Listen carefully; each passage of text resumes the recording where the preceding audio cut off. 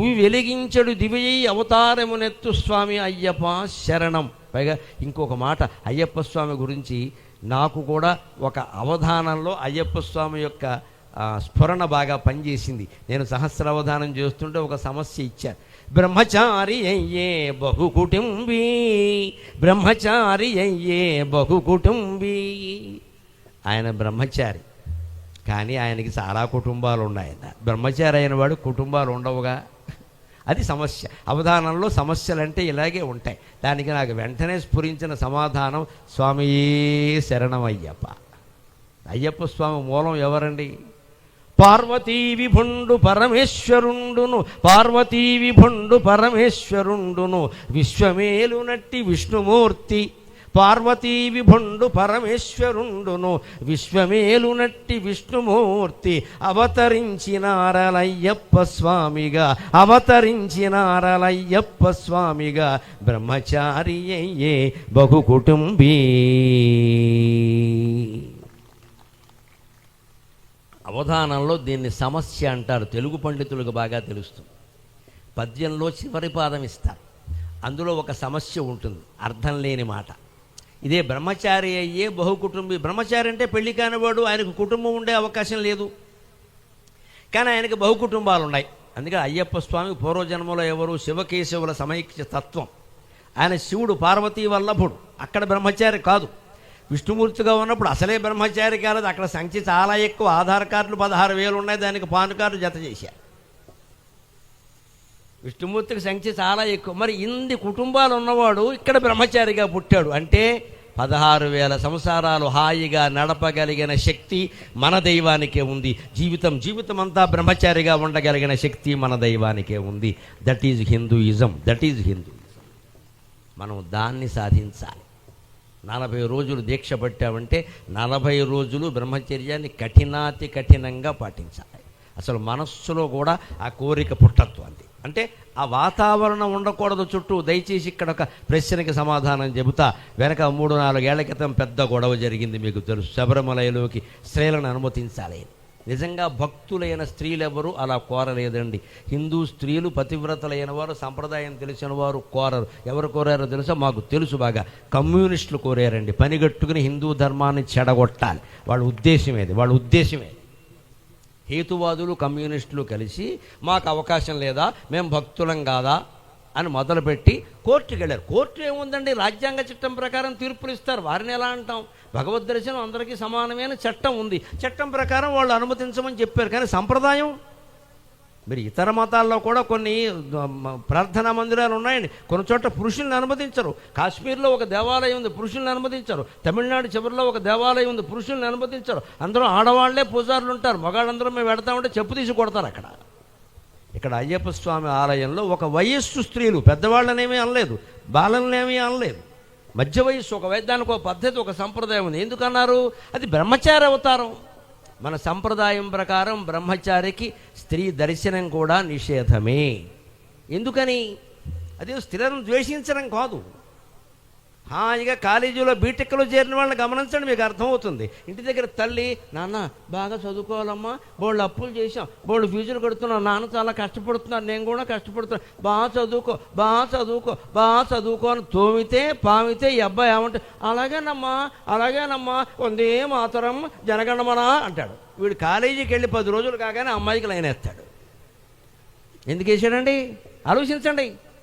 ఎందుకు బ్రహ్మచారి దేవాలయంలోకి స్త్రీలను నిషేధం చేశారో? స్త్రీల మీద కోపం కాదండి, అది ఒక సంప్రదాయాన్ని కాపాడడానికి. కాలేజీకి వెళ్ళాక ఏం జరుగుతుందండి? 6 నెలలు తిరగకుండా వీడు ప్రేమలో పడుతున్నాడు. ఇక్కడ అక్కడి నుంచి ఇంటి దగ్గర నుంచి పంపిన డబ్బంతా అమ్మాయికి ఇస్తున్నాడు. అమ్మాయిలు అలాగే ఉన్నారు. ఇవాళ ఎవరిని అనడానికి వెళ్ళేది ఇక్కడ. దీనికి ఈ పెద్దగా మన కో ఎడ్యుకేషన్ పెట్టారు ఇక్కడ. అంటే వీరు కో అంటారు, వారు కొక్కో అంటారు, ఇద్దరు కలిసి కుక్కరు కో అంటారు. ఇదే కో ఎడ్యుకేషన్. వీరేశలింగం గారు, రఘుపతి వెంకటరత్న నాయుడు గారు ఆడవాళ్ళకి చదువు చెప్పమని పెద్ద ఉద్యమాలు చేశారు. వాళ్ళు ఎందుకు చేశారు? ఆడవాళ్ళకి ప్రత్యేకంగా చెప్పారు, మగాడ పక్కన కూర్చోబెట్టి చెప్పమని. అంత బుద్ధిహీనులు కాదు వాళ్ళు.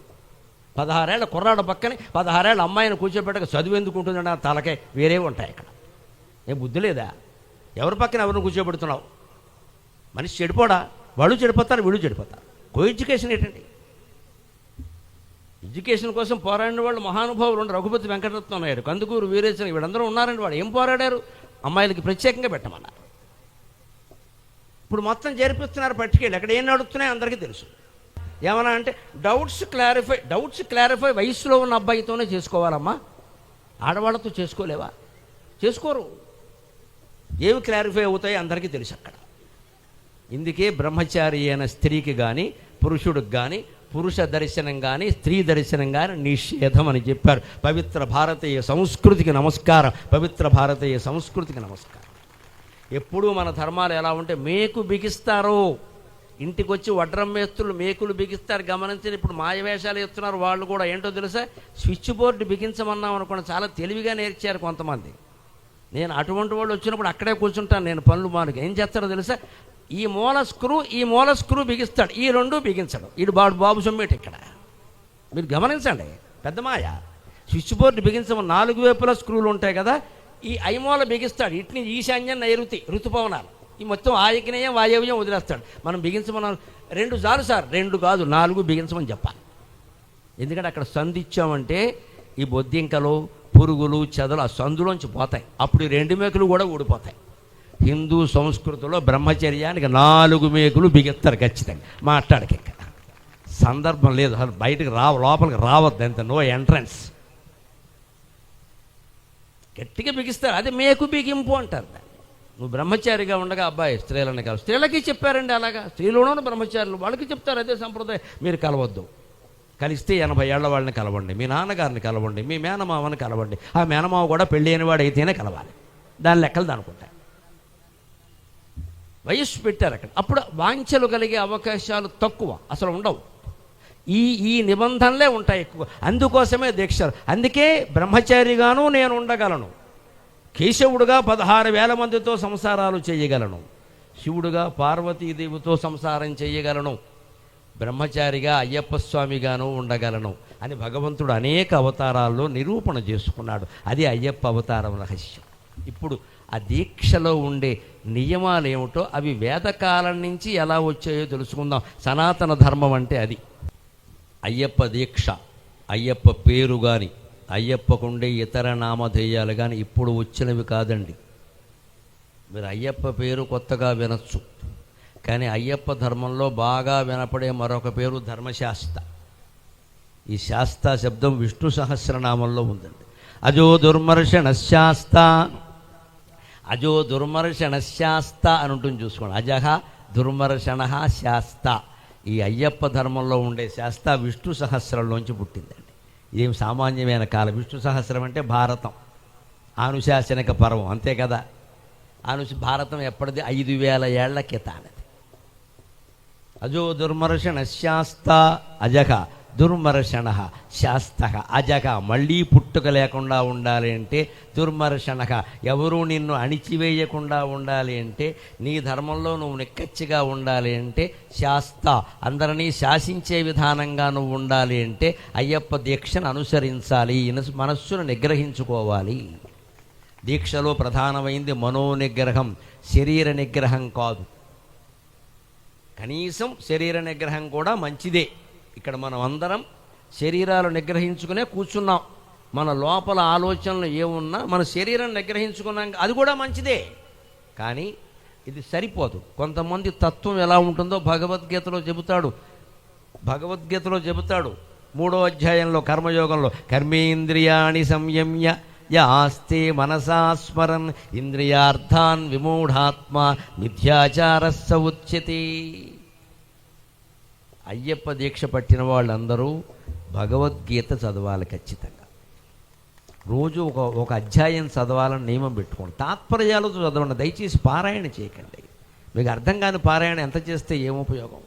తాత్పర్యాలతో వస్తున్నాయి, ప్రతిపదార్థాలు సహా వస్తున్నాయి. ఒక అధ్యాయం, ఏ అధ్యాయం కూడా మీకు 70 శ్లోకాలు మించి ఉండవు. చాలా అధ్యాయాలు 20-30 ఉంటాయి. భక్తి యోగం 20 శ్లోకాలు ఉంటాయి. పురుషోత్తమ ప్రాప్తి యోగం 15, 20 ఉంటాయి. 18 రోజుల్లో 18 అధ్యాయాలు అయిపోతాయి. మీరు దీక్ష పూర్తి చేసే వరకు కనీసం 2 సార్లు పూర్తిగా చదవగలుగుతారు. మీరు మీకు ఇష్టమైతే, రుచి కలిగితే తర్వాత కూడా కొనసాగించండి. జీవితం అంతా మీరు సంసార సౌఖ్యాలు అనుభవిస్తున్నా సరే అయ్యప్ప దీక్షలో ఉన్నట్టే లెక్క. భగవద్గీత అంత గొప్పది. వేళ నేను నిరూపిస్తా ఈ విషయం. ఇది చూడండి ఉదాహరణకి, కర్మేంద్రియాణి సంయమ్య యాస్తే మనసా స్మరన్ ఇంద్రియార్థాన్ విమూఢాత్మ మిథ్యాచారస్య ఉచ్యతే. కొంతమంది ఎలా ఉంటారు అంటే పూజ దగ్గర కూర్చుంటారు, సభలో కూర్చుంటారు, ఎక్కడైనా కూర్చుంటారు, చేతులు కాళ్ళు ఇలా కట్టేసి బుద్ధుడు కూడా ఇలా ఉండలేడు అన్నట్టుగా ఉంటాడు. బుద్ధి వేరే చోట ఉంటుంది. అసలు ఆయన వేషం అండి, ఆ బొట్టండి, అసలు ఆయన చూస్తే బ్రహ్మదేవుడు ఇదంతా లోకానికి మాయ. ఈయన లోపల ఏముందంటే, మా వాడు పబ్కి వెళ్ళాడు, క్లబ్కి వెళ్ళాడు, మరి నేను ఇక్కడ ఉండిపోయాను, ఇది ఏంటిది, ఇవాళ న్యూ ఇయర్స్ డే కూడా December 31 వాడు అక్కడ ఉన్నాడు, నేనేమో ఇక్కడ స్వామియే అంటూ కూర్చున్నా. దేనికి ఇది? ఇలా నీ మనస్సు ఆలోచిస్తే నువ్వు దీక్ష మానేసాడు, వెళ్ళిపోవడమే మంచిది. అనవసరంగా దీక్ష పాడు చేయొద్దు. కానీ అప్పుడు కూడా నిగ్రహించుకునే విధానం ఏమిటంటే, మనస్సు అలా ఆలోచిస్తున్నా సరే కాళ్ళు చేతులు నిగ్రహించుకుని నువ్వు కూర్చున్నావు అనుకో, బలవంతంగానైనా సరే, అలా 10 రోజులు నిగ్రహించుకోవడం అలవాటైతే మనస్సును కూడా నిగ్రహించుకుంటావు మిత్రమా. భౌతిక నియంత్రణ కూడా మంచిది. మనకి చెడు ఆలోచన రావచ్చండి, దాన్ని అమల్లో పెట్టలేదనుకోండి, మంచిదే కదా. ఆలోచనలు అనేకం వస్తాయండి, అన్నీ చేసేస్తామా? రానివ్వండి. ఆలోచన గాలివాటం, గాలి వచ్చినట్టు ఆలోచనలు వస్తాయి, సహజం. ఇది దాన్ని సహజమని వదిలేయాలి, దాన్ని పొడిగించద్దు, ఇంకా దాని గురించి చర్చించద్దు, ఘర్షణ పడద్దు, వదిలేయి. తప్పుడు ఆలోచన నీకు వచ్చింది, లీవ్ ఇట్. జిడ్డు కృష్ణమూర్తి గారు మొత్తం జీవితం అంతా ఇదే చెబుతాడు. ఆలోచనలు అవే వస్తూ ఉంటాయి, అన్ని ఆలోచనల్ని చేరదీయద్దు, వదిలేయి, అక్కడికి వదిలేయి, లీవ్ ఇట్. నాకేమిటి ఈ మధ్య ఇలాంటి ఆలోచనలు వస్తున్నాయి అనగానే ఎవడో తయారవుతాడు, గురుడు 6లో ఉన్నాడు, శుక్రుడు 3లో ఉన్నాడు, నువ్వు కాళహస్తి వెళ్ళమంటాడు. ఏం పోను గొడవ ఇది? రాహు దోషం అంటాడు, కేతు దోషం. అసలు దోషం బుద్ధి దోషం. ఇది రాహువు లేడు, కేతువు లేడు. నువ్వు ఎన్ని తోరాలు కట్టినా ఆగదది, అది మనస్సు. దాన్ని తప్పించుకునే ఉపాయం ఏంటంటే దాటేయి. మనస్సుతో ఘర్షణ పడద్దు, మనస్సు నుంచి తప్పించుకోవద్దు, మనస్సును అనుసరించవద్దు. వచ్చిన సమస్య దాటేయి. ఒక నది ఉందండి, నదికి పెద్ద వంతెన వేసారండి. ఇప్పుడు కాలువ అనుకుందాం, కాలువకి పెద్ద వంతెన వేసారండి. మనం కాలువ దగ్గర నుంచుని ఈ కాలువకు ఎంత అందముగా వంతెన కట్టి అవతల బస్సు దాటిపోతుంది, వంతెన అవతల నీ బస్సు ఉంది, అక్కడ బస్సు ఎక్కడం మానేసి ఎంత అందముగా ఈ వంతెన ఉన్నది, ఈ వంతెనకు ఎన్ని వేల కోట్లు ఖర్చు చేయను, ఎవరు ముఖ్యమంత్రిగా ఉండగా ప్రారంభించి ఎప్పుడైనదని ఆలోచించామనుకో, వంతెన దాటి బస్సు వెళ్ళిపోతుంది. నువ్వు అక్కడ వంతెన దగ్గర ఎందుకున్నావు? దాటడం కోసం ఉన్నావు, ఈ వంతెనను వర్ణించడానికి కాదు. వంతెన దాటి, మనస్సు వంతెన లాంటిది, దాన్ని దాటేయాలి, దాంతో చర్చించద్దు, ఘర్షణ పడద్దు. ఎక్కడదక్కడే వదిలి, నీకు అవసరమేం తీసుకో. వంతెన ఎంతవరకు తీసుకుంటాం మనం? మీరు గమనించండి. ఇంకా మనం ఎంత గొప్ప ప్రపంచంలో ఉన్నామంటే వంతెన మీద ఎవడూ ఇల్లు కట్టలేదు, ఫర్ యువర్ కైండ్ ఇన్ఫర్మేషన్. ఇంకా వంతెనలు కబ్జా చేసి ఇల్లు కట్టేసే మహానుభావులు ఇంకా తయారవరా. ఇది వాళ్ళ ఇళ్ళు, వీళ్ళ ఇళ్ళు, మా స్థలాలు, మీ స్థలాలు కొట్టేసి కట్టేస్తున్నారు. కానీ వంతెన కూడా కబ్జా చేసి ఓ బిల్డింగ్ కట్టేద్దామన్న దురాలోచన ఇంకా ఎవరికీ రాలా. ఇప్పుడు నా మాటల చేత రాకుండుగాక. ఎందుకని? వాడిని బతకనివ్వరు, ప్రభుత్వం కాదు, ప్రజలు కూడా బతకనివ్వరు. లారీలు వెడుతూ ఉంటాయి, బస్సులు వెడుతుండు, వంతెన మీద ఇల్లు కడితే అలాగా? ఎవడో ఒకటి ఖచ్చితంగా ఫిర్యాదు చేసేస్తారు కదా. వంతెనండి అది, వాహనాలు వెళ్ళడానికి వీలుగా కొలగొట్టేస్తారు, కొలగొట్టినా కూడా కేసు లేదు అక్కడ. గమనించండి, జీవితం ఒక వంతెన. జీవుడికి దేవుడికి మధ్యలో వంతెనే జీవితం. దాన్ని దాటాలి, మనం దాన్ని దాటాలి. ఇక్కడ ఇల్లు కట్టద్దు, వల్లకాడు కట్టద్దు, దాటాలి. ఊరికే వస్తువులు పోగేయద్దు, ఇళ్ళు పోగేయద్దు, డబ్బులు పోగేయద్దు, ఏది పోగేయద్దు. వీలైనంత వదిలించుకోవాలి. ప్రతిరోజు రాత్రి పడుకునే ముందు ఆడదైనా మొగాడైనా ఆలోచించవలసింది ఇవాళ ఎంత సంపాదించాలని కాదు, ఇవాళ దేన్ని వదిలించుకున్నానని ఆలోచించండి. ఏం వదిలించుకున్నాం, ఏం త్యాగం చేశాం, ఏదైనా ఎవరికైనా ఇచ్చామా, ఏదైనా వదిలించుకున్నామా అని ఆలోచించాం. మనది ఒక సంపాదనైనా, మన తోడేళ్ళు గారు ఎంత సంపాదించాడో, తోడేళ్ళకి క్యాన్సర్ ఉంది, నీకు రాలేదు, సంతోషించు. తోడేళ్ళతో నువ్వు పోల్చుకుంటావు పని లేక, తోడేళ్ళకి క్యాన్సర్ ఉంది. వాళ్ళ కొడుకు కోళ్ళకి విడాకులైన, నీ కొడుకు కోళ్ళ సీతారాముల్లో కాపురం చేస్తున్నారు, అదృష్టం. ఆలోచించుకో. వాళ్ళకున్న సంపద మనకెందుకండి? ఇదే ఎంతసేపు ఇక్కడ వాళ్ళు బోర్డు సంపాదించారు, మనం ఏం వాళ్ళతో నీకు పోలికి దేనికి? వాళ్ళకి రోగాలు ఉన్నాయి, నీకు లేవు కదా. ప్రతిరోజు రాత్రి పడుకోబోయే ముందు ఆడదైనా మొగాడైనా ఆలోచించవలసి, నేనేం వదిలిపెట్టానని ఆలోచించండి, నేనేం సంపాదించుకున్నాను కాదు. ఇక్కడ ఇవాళ ఏ భారం వదిలించుకున్నాం? ఒక భౌతిక భారం వదిలిందా? ఒక వస్తువు అవతల పారేసామా? ఓ బట్ట ఎవరికైనా ఇచ్చామా? ఒక మనస్సులో ఒక ఆలోచన భారం ఏదైనా వదిలిందా? ఏ భారమైనా మంచిదే, అని వదిలిపెడితే ప్రశాంతంగా నిద్రపడుతుంది. అది ప్రయోజనం, అది దీక్ష. అందుకే భగవద్గీతలో హెచ్చరిస్తున్నాడు 3వ అధ్యాయంలో, కర్మేంద్రియాలు ఊరికే కాళ్ళు చేతులు కట్టేసి మనస్సుతో కనుక నువ్వు అవే ఆలోచనలు, కోరికలు, రాగద్వేషాలు, కక్షలు, కార్పణ్యాలు, పంతాలు, పట్టింపులు స్మరిస్తున్నావంటే మిథ్యాచారస్య ఉచ్యతే, నువ్వు దొంగ జపం చేస్తున్నట్టు లెక్క. దాని నుంచి దాటు. నువ్వు మనస్సులో ఏమనుకుంటున్నావో అది వదిలేసేయి, ఏది ఆచరించాలో అదే పెట్టు. అంటే దాని మీద దృష్టి పెట్టకుండా ఉంటే చాలు. ఎప్పుడు మనస్సు ఎలాంటిదో తెలుసా? యోగ వాసిష్ఠంలో చెబుతారు, అప్రేక్షితాతు స్ఫురతి ప్రేక్షితాతు వినశ్యతి. నువ్వు చూడకపోతే అది పనిచేస్తుంది, నువ్వు చూస్తే అది పనిచేయదు అన్నాడు. మనస్సు అంటే అంతే, అప్రేక్షితాతు స్ఫురతి. నువ్వు దానికేసి చూడడం లేదు కాబట్టి అది ఆలోచిస్తోంది. ప్రేక్షితాతు వినశ్యతి, నువ్వు చూడడం మొదలు పెడితే అది ఆగిపోతుంది. ఇప్పుడు ఇక్కడ ఇన్ని వేల మంది ఉన్నారండి, నేను చెబుతున్నాను. చాలామంది అందరూ ఎందుకు వచ్చారు మీరు, ఆయన ఏదో గొప్ప మాటలు చెబుతారు విందామని వచ్చారు, అంతే కదా. కానీ ఒకరిద్దరు ఇంకో పని మీద వచ్చి ఉండొచ్చు. కళ్యాణం చూడడం కోసం ఒకడు వస్తే, కన్న వేయడం కోసం ఒకడు వస్తాడు. ఎవడు ఆలోచనలు వాడుకుంటాయి. ఎవడైనా ఒకడు బాన్స్వాడలో గరికపేట వారి సభని 10 రోజులుగా ప్రచారం అవుతోంది. అయ్యి బాబు, జిల్లా పరిషత్ కాలేజీ, జూనియర్ కాలేజీ గ్రౌండ్ అంతా కుర్చీలు వేసేసారు, ఇక్కడ ఎవడో వెనక జేబులో పరస పెట్టకుండా ఉంటాడా, ఓ లాగు లాగేయచ్చు కదా అని వస్తాడు. వాడి పని వాడిది. కానీ వాడు ఇక్కడికి వస్తాడు, ఆడాళ్ళ దగ్గర దొరకవు కదా, వాళ్ళ పరసలు అంత తేలిగ్గా దొరకవాలండి. ఇక్కడ మగాళ్ళ దగ్గరికి వస్తాడు.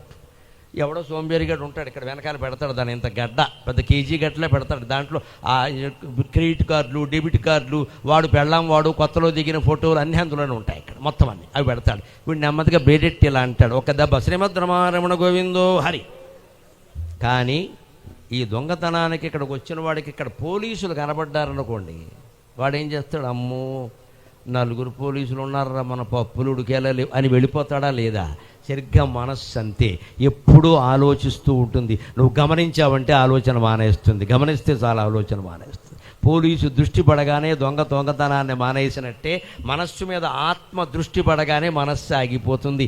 ఆలోచన ఆపేసే విధానం అది. ధ్యానం కుదరాలంటే చెయ్యాల్సింది అది. అందుకు మనకు దీక్ష సహకరిస్తుంది. మీరు గమనించండి, ఇవాళ అయ్యప్ప స్వాముల గురించి ఎంతోమంది ఎన్నో త్యాగాలు చేస్తున్నారు. మేము అయ్యప్ప స్వాములకు ఉచితంగా భోజనం భిక్ష పెడతాం, పొద్దున్న అల్పాహారం పెడతాం, మేము అవకాశం ఇస్తాం, మా ఇంటి పైన అవకాశం ఉంది, మీరు ఇక్కడ దీక్ష చేసుకోవచ్చు అని ఉంది కదండి. ఎందుకు చేస్తున్నారండి అదంతా? మీ వల్ల సమాజం బాగుపడుతోందనే కదా వారంతా చేస్తున్నది. మామూలుగా ఓ కాలేజీ కుర్రాడు వెళ్ళి హైదరాబాదులో అద్దెకి రూమ్ అడిగాడు అనుకోండి, బ్రహ్మచారులకు రూములు ఎవరండి? ఎందుకంటే వాళ్ళ ఇంట్లో పెళ్ళిగానే అమ్మాయిలు ఉన్నారు, వాళ్ళ బాధ వాళ్ళది. ఎవరో మేము ఇవ్వమని చెప్తారు, పెళ్ళి అయిందా లేదా అని అడుగుతారు, పెళ్ళాన్ని తీసుకురమ్మంటారు, అంతే కదా. మరి బ్రహ్మచారుల్ని గౌరవించడానికి సమాజం ఎంతెందుకు తాపత్రయపడుతోందండి? మీ వల్ల ఖచ్చితంగా మీరు బాగుంటున్నారు, సమాజం బాగుంటుంది, అందుకే వారు త్యాగం చేస్తున్నారు. ఆ ఆదరణ మనం పొందుతున్నామంటే దానికి తగినట్టుగా మనం ఉండాలి. ఎలా ఉండాలి? భగవద్గీతలో ఇందాక చెప్పిన జాగ్రత్తలు తీసుకుంటూనే వేదం దగ్గర నుంచి సనాతన ధర్మంలో ఈ దీక్ష గురించి ఏం చెప్పారో తెలుసుకోవాలి. 1000 యుగాల నుండి మన వేదములేమి వచించుచుండే, 1000 యుగాల నుండి మన వేదములేమి వచించుచుండే, ఆ తీయని దీక్షనే ఇప్పుడు, ఆ తీయని పల్కులే ఇప్పుడు దీక్ష రూపము దాల్చే. 1000 యుగాల నుండి మన వేదములేమి వచించుచుండెను, ఆ తీయని మాటలే ఇప్పుడు దీక్షల రూపము దాల్చే. ధర్మమున్ నెయ్యము చిత్త నిగ్రహము, ధర్మమున్ నెయ్యము చిత్త నిగ్రహము, నీతి పవిత్రత నేర్పు నట్టి. ధర్మమున్ నెయ్యము చిత్త నిగ్రహము, నీతి పవిత్రత నేర్పునట్టి. శ్రీ అయ్యప్ప స్వామి పాదములకు ఆదరమొప్ప నమస్కరించెదన్. ఒక దీక్ష కారణంగా, ఒక నియమం కారణంగా ఎన్ని మంచి లక్షణాలు వస్తాయో గమనించండి. ఇవి దీక్షానంతరం కూడా కొనసాగించవచ్చు. 40 రోజులకు పరిమితమైంది కాదు ఇది. ఈ 40 రోజులు ప్రత్యేకం కోచింగ్ సెంటర్, కోచింగ్ తీసుకున్నాం. దీన్ని ఆ తర్వాత అమలు చేయాలా వద్దా? 1000 యుగాల నుండి మన వేదములు ఏమి వచించుచుండెను, ఆ తీయని మాటలే ఇప్పుడు దీక్షల రూపము దాల్చే. వేదం ఏం చెప్పిందండి? సత్యం వద ధర్మం చర స్వాధ్యాయాన్మా ప్రమదితవ్యం దేవపితృకార్యాభ్యాం న ప్రమదితవ్యం శ్రయాదేయం భ్రయాదేయం సంవిదాదేయం శ్రద్ధయాదేయం అశ్రద్ధయా అదేయం ఏషా వేదోపనిషతు. ఇది వేదం చెప్పిన మాట. తల్లిని గౌరవించు, తండ్రిని గౌరవించు. స్వాధ్యాయ ప్రవచనాభ్యాం న ప్రమదితవ్యం. భగవంతుడి గురించి చెప్పే చదువు ఉందే అది చదవడం మానకు. అంటే మనం బీటెక్కలు చేసినా ఎంటెక్కలు చేసినా ఎన్ని టెక్కలు చేసినా ఏమీ చదవకుండా ఇంట్లో ఉన్నా ఖచ్చితంగా చదవవలసింది భగవద్గీత. ఖచ్చితంగా చదవాల్సింది అది. ఆడ మగ పెద్ద చిన్న కులభేదం మతభేదం ఏమీ లేకుండా భగవద్గీత మీరు పడుకునే చోట మంచం దగ్గర పెట్టుకుని రోజుకు 2 శ్లోకాలు తాత్పర్యంతో సహా చదవండి. ఇంకేం ఆలోచించకండి, మూసేయండి, పడుకోండి. ముందు మంచి కళలు వస్తాయి. ప్రధాన ప్రయోజనం అది. మంచి కళలు వస్తాయి. 2 శ్లోకాలు ఎక్కువ కల్లా. 365 రోజులు సంవత్సరానికి 700 శ్లోకాలు ఉన్నాయి భగవద్గీతలో. వ్యాసుడు లెక్కగా రాశాడు 1700 శ్లోకాల భారతం, 1,00,000 శ్లోకాల భారత కథ, 700 భగవద్గీత, అంతే లెక్క. 1,700. 700 మీకు ఎన్నాళ్ళు అయిపోతే 350 రోజుల్లో అయిపోతుంది. సంవత్సరానికి 365 రోజులు కదా. ఒక సంవత్సరంలో ఒక ఆవృత్తి అయిపోయింది. ఇలా 5 సంవత్సరాలు వరుసగా చదివితే భగవద్గీతలో కృష్ణుడు ఆశించిన గొప్ప శిష్యులందరూ మరణించే తయారవుతారు. రోజు చదువుతూ ఉంటే మనస్సు కొంతమైనా ఎక్కదండి, అనిపించదా? మనం ఏం చేస్తున్నామని అనిపించదా?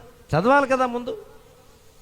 అందుకని స్వాధ్యాయ ప్రవచనాభ్యాం న ప్రమదితవ్యం. ఆధ్యాత్మిక విద్య నేర్చుకునే విషయంలో అప్రమత్తంగా ఉండు, అజాగ్రత్త వద్దు. దేవపితృకార్యాభ్యాం న ప్రమదితవ్యం. గుళ్ళోకి వెళ్ళడం, దైవ దర్శనం చేసుకోవడం. అలాగే పితృకార్యం అంటే లెక్క ఒకటి చదివిన బతుకుండగా తల్లిదండ్రులని సంతోషంగా సేవించడం, వాళ్ళకి అన్నం పెట్టడం, ఆరోగ్యం జాగ్రత్తగా చూసుకోవడం, ఇది పితృసేవ. చనిపోయిన తర్వాత పితృకార్యాలు ఉంటాయి. ఇతరులు అనుకుంటారు ఇవి బ్రాహ్మణులకు మాత్రమే నిర్దేశించినవి కాబట్టి. అందరికీ ఉన్నాయండి, అందరికీ ఉన్నాయి, అందరూ చేయొచ్చు. బ్రాహ్మణులు మంత్రపూర్వకంగా వారి పద్ధతిలో వారు చేస్తారు. వారి సంప్రదాయం వారిది, వారిని మనం గౌరవిద్దాం. మిగిలిన వాళ్ళందరూ చేయాల్సింది ఏమిటో తెలుసా? తండ్రి పోయిన తిథి, తల్లి పోయిన తిథి గుర్తుపెట్టుకోవాలి. ఆ తిథి నాడు 1 గంట దాటకుండా ఊళ్ళో ఉండేటువంటి ఒక పురోహితుడిని కానీ బ్రాహ్మణ్ణి కానీ ఒకవేళ దొరక్కపోతే ఒక పేదవాణ్ణి పిలిచినా పర్వాలేదు. ఆయన అక్కడ నుంచోబెట్టి కాళ్ళు గడిగి నీ తండ్రిగానో తల్లిగానో భావించి ఆయనకి ఆయన కుటుంబానికి ఒక పూట భోజనానికి సరిపడా కుటుంబ సభ్యులందరికీ బియ్యము, పప్పులు, ఉప్పులు, 2 కూరగాయలు కాస్త, దాంతోపాటు ఈ రోజుల్లో ఒక 500 దక్షిణ. మళ్ళీ ₹1 వేయకూడదు, దిక్కుమాలిన పని అంటారు. ₹1 ఏమవుతుంది ఇక్కడ? 500 దక్షిణ వేసి ఆయనకి దండం పెట్టి ఇచ్చేస్తే నువ్వు పితృకార్యం చేసినట్టే లెక్క. ఇలా ఎంతమంది అయినా చేయించండి, ఎంతమంది అయినా చేయొచ్చు. పితృణం నుంచి విముక్తులు కావచ్చు, వాళ్ళకి సద్గతులు కలుగుతాయి ఖచ్చితంగా. ఇంకో మాట కూడా, ఇన్ని వేల మంది వింటున్నారు, ఆడవాళ్ళు కూడా చేయొచ్చమ్మా. ఒక ఉపాయం చెబుతా. రోజు మధ్యాహ్నం భోజనం చేసిన తర్వాత ముందు ఎలాగూ కాళ్ళు కడుక్కుంటావు. ఒకవేళ మర్చిపోయినా భోజనం అయిన వెంటనే కాళ్ళు కడుక్కోండి ఖచ్చితంగా. ఆ మగవాళ్ళు కుడికాలి బొటనవేలు మీద, ఆడవాళ్ళు ఎడమకాలి బొటనవేలు మీద వారు పోయిన తండ్రిని కానీ తల్లిని కానీ తలుచుకుని ప్రతిరోజు అమ్మా నన్ను క్షమించు, అమ్మా నన్ను క్షమించు, దీన్ని స్వీకరించు అని ఊరికే ఆ చెంబుతో గ్లాసుతో ఒక అరగ్లాసు నీళ్ళు ఆ కుడికాలి బొటనవేలి మీద మగాళ్ళు, ఆ ఎడమకాలి బొటనవేలి మీద ఆడవాళ్ళు విడిచిపెడితే పితృదేవతలకి దాహం తీరుతుందండి, దాహం తీరుతుంది. ఇది ఉపనిషత్తుల్లో ఉన్నమాట, నేను సరదాకి చెప్పడం లేదు. కాలి బొటనవేలులో పితృదేవతలు ఉంటారు. ఏ మనిషికి ఆ మనిషికి ఉంటారు. అక్కడ నీళ్లు పోయగానే వాళ్ళు శాంతిస్తారు. ఇది దీనికి ఏమైనా ఖర్చు అవుతుందా? ఎలాగూ అన్నం తింటాం, మానం కదా, గడ్డేమి తినం కదా. అన్నం తినా కాళ్ళు కడుక్కోవడం భారతీయ సంప్రదాయమే కదా. ఎంత అన్నాల బలం ఎత్తన్నా మళ్ళీ అక్కడ నీళ్ల గదిలోకి వెళ్ళాలి, కాళ్ళు కడుక్కోవాలి, అది పద్ధతి. అది ఇదివరకు కింద కూర్చునేవారు, రక్త ప్రసారం ఆగిపోతుంది, అందుకని కడుక్కునేవారు. ఇప్పుడు ఆ ఇబ్బంది లేదు, కానీ కడుక్కోవడం మంచిది. అప్పుడు కాస్త నీళ్ళు అలా వదిలిపెట్టేసి నాన్న నన్ను క్షమించు, అమ్మా నన్ను క్షమించు అని ఒక్క మాట అంటే పితృదేవతలు సంతోషించి మనల్ని తరతరాలు ఆశీర్వదిస్తారు. అలా పితృకార్యాలు మానకూడదు. శ్రద్ధయా దేయం, ఎవరికైనా సరే ఇస్తే శ్రద్ధగా ఇయ్యి. అశ్రద్ధయా అదేయం, అశ్రద్ధగా ఎవరికి ఇవ్వద్దు. ఏదో ఊరికే విసిరేసినట్టుగా ఏది పారేయకూడదు. భక్తిగా నమస్కారం చేసి చెయ్యాలి. దానం కూడాను. ప్రియా దేయం, ఎందుకని తక్కువిస్తున్నా అని ఇవ్వాలి. ఇచ్చేటప్పుడు పుచ్చుకునేవాడు ఎక్కువ ఇచ్చాడు అనుకుని పుచ్చుకోవాలి, అదే సంప్రదాయం.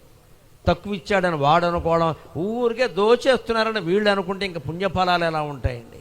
మనం తక్కువ ఇస్తున్నాం, ఆయన స్తోమత ఏమిటి, ఆయన పాండిత్యం ఏమిటి, మనం ఇచ్చేదంతా అనుకుని బాబు మేమేదో తృణమో పణమో ఇస్తున్నాం స్వీకరించండి అని వీరు అన్నారు. వారు ఏదో మీరు ఇంత ఇచ్చారు చాలండి, దానికేముంది, నాకు ఇది సరిపోతుందని వారు సంతృప్తి పడాలి. అది ప్రియాదేయం హ్రియాదేయం సంవిదాదేయం, పూర్తి తెలివితో దానం చేయి. ఇదండి వేదం. ఈ వేదంలో చెప్పిన మాటలన్నీ మనకిప్పుడు దీక్షల్లో కనిపిస్తున్నాయా లేదా? వారికి మనం ఏదో భోజనం పెడుతున్నాం, భిక్ష పెడుతున్నాం. ఇక్కడ బాన్స్వాడాలో నేను రాజు స్వామి గారి ద్వారా ఇతరుల ద్వారా ఒక్క మాట విని చాలా ఆనందించాను. చాలా చోట్ల నేను విన్నది ఏమిటంటే 18 పదార్థాలు ఉండాలి, 18 పిండి వంటలు ఉండాలి, అప్పుడు అది భిక్ష ఎలా అవుతుంది? నాకు అర్థం కాదు. పైగా ఇన్ని తిన్నాక మనం బ్రహ్మచర్యం పాటించడం చాలా కష్టం. రాకూడని ఆలోచనలన్నీ వస్తాయి. ఇక్కడ నేను విన్నది ఏమిటంటే భిక్ష అంటే భిక్ష, ఒకటే కూర అంటే ఒకటే కూర, దానికి పరిమితంగానే పెడుతున్నారు ఇక్కడ. ఖచ్చితంగా 40 రోజులు అలాగే తినాలి. మనస్సును నిగ్రహించుకోవాలంటే ముందు లెక్క ఏమిటో తెలుసా? ఆలోచనలు తగ్గిపోవాలంటే అన్నం తక్కువ తినాలి. ఆలోచనలు తగ్గిపోవాలంటే అన్నం తక్కువ తినాలి. నీళ్లు తాగొచ్చు, ప్రాణం నిలబడుతుంది. అన్నం లేకపోయినా ప్రాణం ఉంటుందండి, నీరు లేకపోతే ప్రాణం ఉండదు. నీరే ప్రాణాధారము అన్నారు. నీరు ప్రాణాధారం, అన్నం కాదు. అన్నం రెండోది. ముందు ప్రాణం నిలబడాలంటే నీరు. అందుకే మన ఋషుల్ని మీరు గమనించండి, వారి దగ్గర ఏమీ ఉండదు, ఒట్టి అంగాస్త్రం కట్టుకుని ఉంటారు. కానీ ఒక చేతిలో కమండలం, ఒక చేతిలో దండం ఉంటాయి. గమనించారు, దండ కమండలాలు లేని ఋషి ఉండడు అసలు. ఎందుకుంటాయి? అత్యవసరంగా ఉండాల్సిన ఎమర్జెన్సీ సర్వీస్ అది. అంటే కమండలంలో ఎప్పుడూ నీళ్లు ఉంటాయి. అంటే ఆయన తపస్సు చేసి అన్నం తినడు, పళ్ళు కూడా తినడు, ఒక్కోసారి ఆకులు కూడా తినడు. అలాగే చేస్తారు. అమ్మవారు శివుడి కోసం చేసిన తపస్సు వల్ల ఆవిడకి అపర్ణ అని పేరు వచ్చింది. అపర్ణ, పార్వతి, దుర్గా ఇవన్నీ అమ్మవారి పేర్లు. అపర్ణ అని ఎందుకంటారు? పర్ణం అంటే ఆకు. పర్ణం కూడా తీసుకోకుండా తపస్సు చేయడం వల్ల ఆవిడని అపర్ణ అన్నారు. మరి కొంతమంది మహర్షులు ఆకులు కూడా తినరు. ఏమైతే అయింది, ప్రాణం పోయింది, నాకు భగవంతుడు కనపడాల్సిందే అన్న తపస్సు చేస్తారు. అటువంటప్పుడు ప్రాణం నిలబడాలంటే వారు ఏం చేస్తారంటే, ఇంకా ప్రాణం పోయేలా ఉంది అంటే ఆ కమండలంలో నీరు కొద్దిగా 2 ఉద్ధరణలు తాగుతారు. మళ్ళీ ఓ లీటర్ నీళ్లు తాగేయడం కాదు, ఇక్కడ కమండలం ఖాళీ చేసేసి మళ్ళీ కూల్ డ్రింకులు తాగారు. ప్రాణం నిలబడడం కోసం 2 ఉద్ధరణలు నీళ్లు తాగుతారు. అమ్మయ్య ప్రాణం నిలబడింది అని 2 గంటలు మళ్ళీ తపస్సు చేస్తాడు. ఇలా అత్యవసర పరిస్థితిలో నీరు అవసరం కాబట్టి కమండలంలో నీరు ఉంటుంది. ఇంకో రహస్యం చెబుతా. యోగదండం ఎందుకండి? కుక్కలు వస్తే కొట్టడానికి కాదు, దానికి కర్ర చాలు. యోగదండం దేనికి పని లేక, లేకపోతే కొంతమంది తెలియక మాట్లాడతారు, కింద చంక కింద బోటు కోసం ఎందుకంటే పని లేక. అందుకోసం కాదండి, అది కర్రది. గమనించండి, కర్ర నుంచి విద్యుత్తు పుడుతుంది, మామూలు విద్యుత్తు కాదు. విద్యుత్ అనేక రకాలుగా ఉంటుంది. భారతీయ వైజ్ఞానికులైన ఋషులు ఎప్పుడో చెప్పారు, విద్యుత్తులో 100 రకాలు. మేఘాల నుంచి పుట్టే విద్యుత్తుని విద్యుత్ అంటారు. మీరు నిఘంటువులో చూస్తే విద్యుత్, తటిత్, సౌదామిని, అశని ఇవన్నీ ఒకలాగే ఉంటాయి పదాలు, కానీ వేరు. మేఘం నుంచి పుట్టేదాన్ని విద్యుత్ అంటారు.